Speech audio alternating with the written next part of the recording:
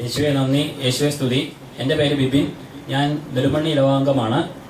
ഞാനിപ്പോൾ ഇവിടെ 9ാമത്തെ ബുധനാഴ്ചയാണ് വരുന്നത്. ഞാനൊരു സ്റ്റാഫ് നഴ്സായിട്ട് ജോലി ചെയ്യുകയാണ്. എനിക്ക് വിദേശത്തേക്ക് പോകാനുള്ള എൻ്റെ ഇൻ്റർവ്യൂ ഓഗസ്റ്റ് 15 കഴിഞ്ഞതാണ്.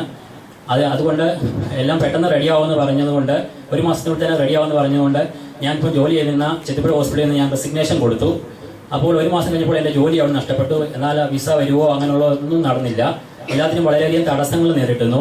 ആ സാഹചര്യത്തിൽ ഞാൻ ഒത്തിരിയധികം വിഷമിച്ചിരുന്നു. പിന്നെ എൻ്റെ കുടുംബാംഗങ്ങളും നേരത്തെ തൊട്ട് എൻ്റെ അച്ഛയും അമ്മയൊക്കെ തമ്മിൽ ഇവിടെ നേരത്തെ തൊട്ട് വരുന്നവരായിരുന്നു. ഞാൻ അങ്ങനെ അറിഞ്ഞ് ഇവിടെ വരാൻ തുടങ്ങി.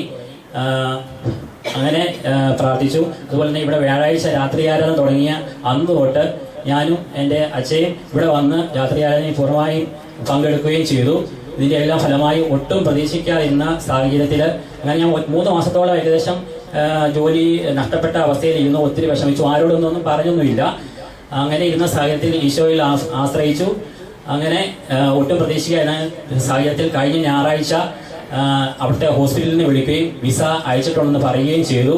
അങ്ങനെ പെട്ടെന്ന് ഈ ഞായറാഴ്ച എൻ്റെ വിസ വന്നു. തിങ്കളാഴ്ച എൻ്റെ ടിക്കറ്റ് കിട്ടി. ഈ നാളെ ഞാൻ വിദേശത്തേക്ക് ദുബായിലേക്ക് പോവുകയാണ്. ഇത്രയും അനുഗ്രഹം തന്ന എൻ്റെ ഈശോയ്ക്കും അത് പരിശുദ്ധ അമ്മയ്ക്കും അന്തോണിസ്വാമിയാഴ്ചനും 1000 നന്ദി ഞാൻ പറയുന്നു.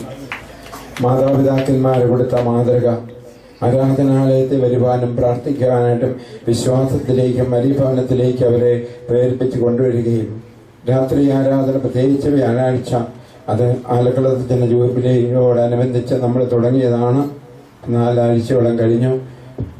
വ്യാഴാഴ്ച വൈകുന്നേരം 5 മണിക്കാണ് ഇനി മുതൽ ആരംഭിക്കുന്നത്. 6 മണിക്കായിരുന്നു. 5 മണിക്ക് ആരംഭിച്ച് വെളുപ്പിന് പിറ്റേ ദിവസം വെള്ളിയാഴ്ച 5 മണിക്ക് അവസാനിക്കുന്നു. 5 മണിക്ക് ആരംഭിച്ച് 5 മണിക്ക് അവസാനിക്കുന്നു. അങ്ങനെ 24 മണിക്കൂർ കഴിഞ്ഞ 4 ആഴ്ചകളിലായിട്ട് ഈ മകൻ വന്ന് പ്രാർത്ഥിച്ചു. രാത്രിയിലെ ആരാധന വലിയ ശക്തിയുള്ളതാണ്, അഭിഷേകം നിറഞ്ഞാണ്. 100 പേരും 120 പേരും ഒക്കെയാണ് 1-2 ആഴ്ചകളിലായിട്ട് വന്നത്.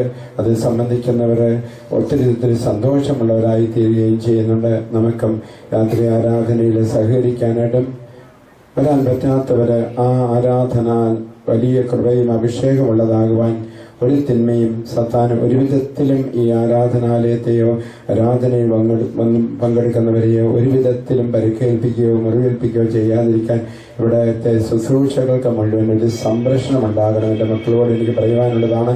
ഒരു തിന്മകളും ആരാധനാലയം വളരുമ്പോൾ ഇങ്ങനെയുള്ള കാര്യങ്ങളിലൊക്കെ നമ്മൾ ഒരുപാട് മുന്നോട്ട് പോകുമ്പോൾ പിശാച് ഏതെങ്കിലും വിധത്തിൽ ഏതെങ്കിലും വ്യക്തികളിലൂടെയൊക്കെ പല തിന്മകളും കൊണ്ടുവരാൻ ശ്രമിക്കും.